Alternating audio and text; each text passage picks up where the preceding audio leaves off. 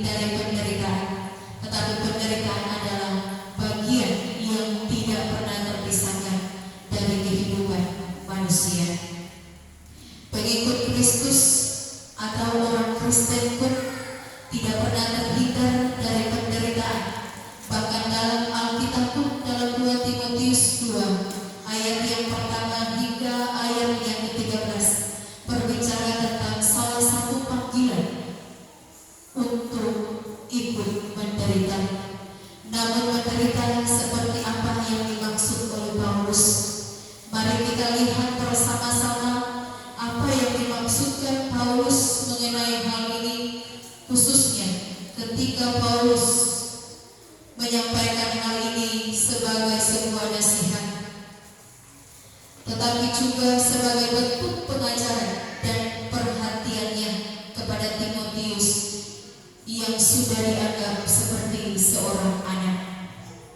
Jemaat yang terkasih di dalam Yesus Kristus, pada perjalanan penginjilan Paulus yang pertama, ia ditinggalkan oleh Markus Yohanes, tetapi ia kemudian mendapatkan Timotius sebagai yang pertama. Ia ditinggalkan oleh Markus Yohanes, kemudian ia mendapatkan Timotius sebagai pengganti yang jahat. Timotius adalah anak seorang wanita Kristen Yahudi, yaitu Eunike, dan ayahnya bukan Yahudi dari Listra. Kemungkinan Timotius ini menjadi Kristen karena pengaruh Paulus dalam tugas ini. Dia dikirim untuk mengunjungi jemaat-jemaat di Tesalonika, Filipi, dan Korintus. Menurut tradisi gereja, Timotius belakangan menjadi uskup di Efesus. Setelah bertahun-tahun, hubungan Paulus dan Timotius menjadi seperti seorang ayah dan anak, karena mereka teman sekerja untuk membawa kabar Injil pada dunia.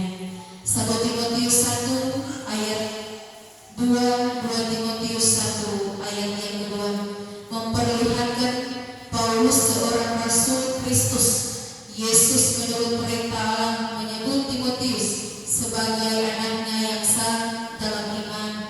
Saat Paulus menulis suratnya kepada Timotius, ia sedang berada dalam penjara Romawi yang keras dan dingin. 2 Timotius 1 ayat yang ke-16. Ketika Paulus menunggu kehukuman mati atas dirinya, maka ia pun mempergunakan kesempatan ini untuk menulis suratnya yang mungkin merupakan surat yang terakhir untuk ditulis. Hal ini memperlihatkan betapa Paulus tahu benar mengalami, merasakan, dan memaknai penderitaan itu sendiri dalam hidupnya. Paulus menderita, bahkan harus dipenjara, bukan karena kesalahan atau pelanggaran yang biasa dilakukan manusia pada umumnya, tetapi Paulus dipenjara bukan karena kesalahan atau pelanggaran yang biasa dilakukan manusia, tetapi ia harus dipenjara dan harus menderita karena melakukan kebenaran, memberitakan Injil dan bersaksi tentang imannya kepada Kristus Yesus Juru Selamat. Bahkan dengan penuh ucapan syukur seperti dalam 2 Timotius, Paulus menyebut dirinya seorang hukuman karena dia, dan mengajak menasihati Timotius, jangan malu bersaksi, melainkan ikutlah menderita bagi Injilnya oleh kekuatan Allah. Jemaat yang dikasihi Tuhan, inilah yang dimaksud dengan panggilan untuk ikut menderita, yaitu sebuah panggilan untuk ikut menderita dengan sebuah panggilan yang benar-benar membuat kita menyampaikan Injil itu sendiri. Karena menyampaikan kebenaran menjadi saksi tentang hidup dalam iman kepada Kristus Yesus, bukan penderitaan yang dibuat sendiri akibat mengejar kesenangan yang bersifat sementara, bukan penderitaan karena berbuat kejahatan, bukan penderitaan karena hidup di luar kehendak Tuhan, tetapi menderita karena berbuat kebenaran dan hidup sesuai kehendak Tuhan. Oleh karena itulah Paulus memberikan nasihat kepada Timotius untuk menjadi kuat bukan karena kehebatan dan kekuatannya sendiri, tetapi tetapi kuat oleh kasih karunia dalam Kristus Yesus, seperti dalam 2 Timotius 1 ayat yang ke-7. Sebab Allah memberikan kepada kita bukan roh ketakutan, melainkan roh yang membangkitkan kekuatan, kasih, dan ketertiban. Ketika Timotius melaksanakan tugas penginjilan, maka Tuhan akan memampukannya. Karena itu, Timotius harus berjuang dengan tekun dan setia menjalankan panggilannya menjadi saksi tentang Injil Kristus. Yang mengajar, mempersiapkan, terutama mempersiapkan orang lain dan juga nanti akan menjadi saksi-saksi Injil selanjutnya. Kita bisa melihat pada ayat yang kedua, meskipun terkadang harus berhadapan dengan tantangan dari mereka yang tidak suka Injil disebarkan, mereka yang menghalangi, bahkan mencoba melukai Timotius, mereka yang menyesatkan dengan ajaran-ajaran selain Injil Yesus Kristus. Timotius tidak boleh menyerah, ia harus menempuh dengan baik laksana seorang prajurit yang baik dari Kristus Yesus, karena menderita untuk Injil adalah penderitaan yang membawa kepada keselamatan. Jemaat yang terkasih di dalam Yesus Kristus, dari hal di atas maka pertanyaannya adalah, mengapa Timotius juga, kita pengikut Kristus, harus ikut menderita seperti dia untuk memberitakan Injil Kerajaan Allah? Seorang teolog pastor kita boleh menyatakan bahwa hakikat Allah adalah penderitaan. Tidak ada keselamatan tanpa salib. Karena itu, mari mencoba melihat gaya hidup Yesus yang diteladani oleh Paulus, yaitu meskipun mereka tahu ketika mengajarkan sesuatu yang benar, ada yang menerima, ada juga yang tidak menerima, bahkan menolak dan menentang, dan sekalipun resikonya adalah menderita, bahkan mati, tetapi mereka tetap menyampaikan kebenaran. Karena itu, Paulus juga mau Timotius menyadari konsekuensi ini. Bahkan Paulus justru mendorong Timotius untuk menjadi kuat.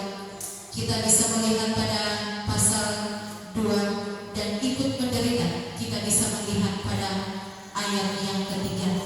Dalam pelayanan pemberitaan Injil, Paulus bukan tanpa alasan mendorong Timotius untuk menderita.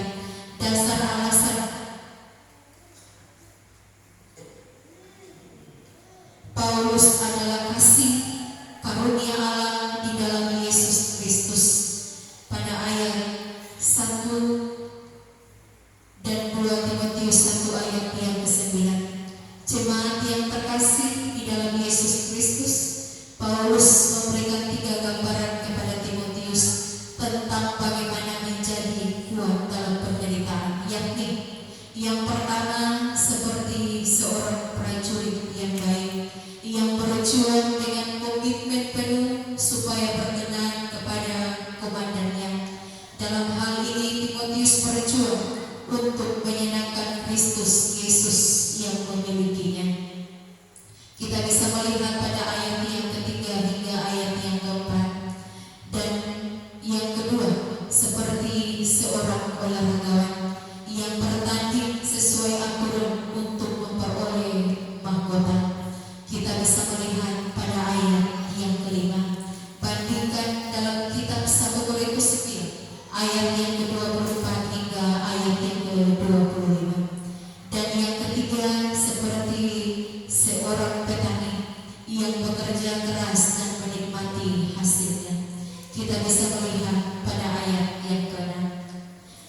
Berjuang, bertanding, dan bekerja keras merupakan 3 hal yang dinasihatkan Paulus kepada Timotius untuk dilakukan agar ia menjadi pelayan Tuhan yang kuat dan tangguh menghadapi penderitaan. Selain itu, Paulus menegaskan bahwa dalam segala sesuatu yang dialami Timotius, Tuhan akan memberikan hikmat dan pengertian yang dibutuhkan. Kita bisa melihat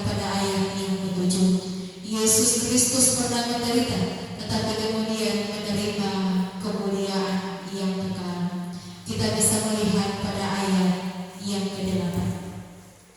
Paulus adalah bukti nyata dari anugerah dan kekuatan Allah itu. Kita bisa melihat dalam ayat yang ke-8 hingga ayat yang ke-10.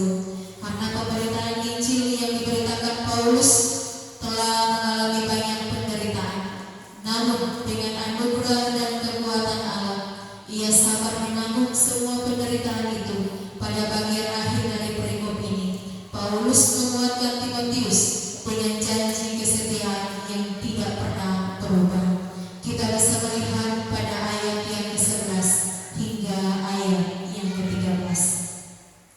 Jemaat yang dikasihi Tuhan, bagi kita pun saat ini nasihat Paulus kepada Timotius masihlah sangat relevan.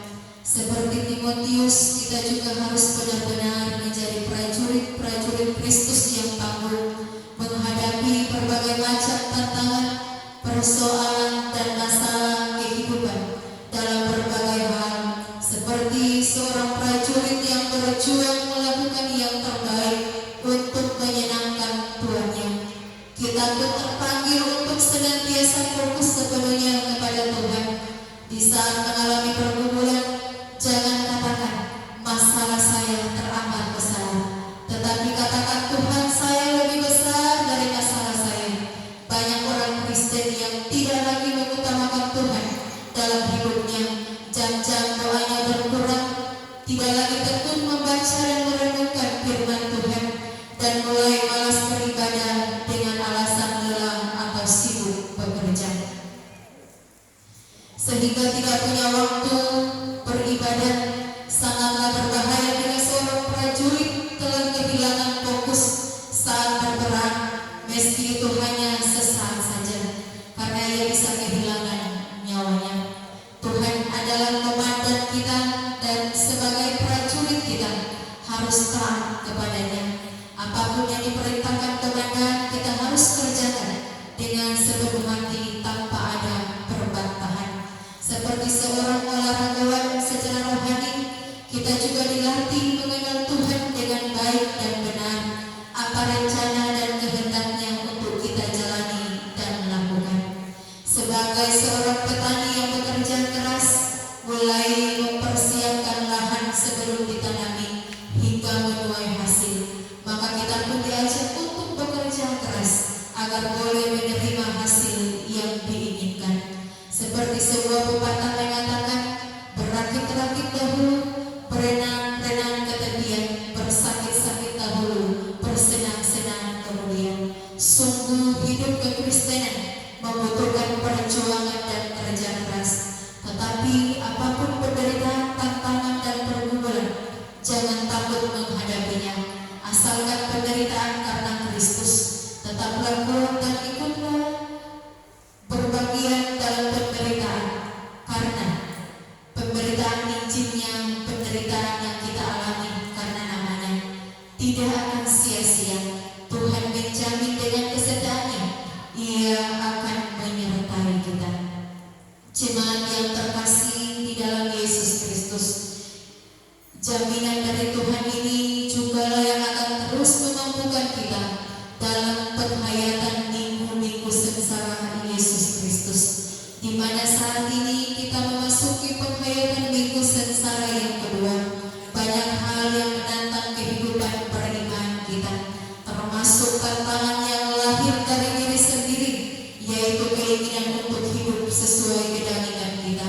Salah satu bentuk panggilan untuk ikut menderita bersama Kristus yang perlu kita nyatakan dalam hidup ini, yaitu melawan keinginan daging, dan sebaliknya berusaha dalam tuntunan Roh Kudus, hidup sesuai kehendak Tuhan. Memanglah tidak mudah, tetapi haruslah berjuang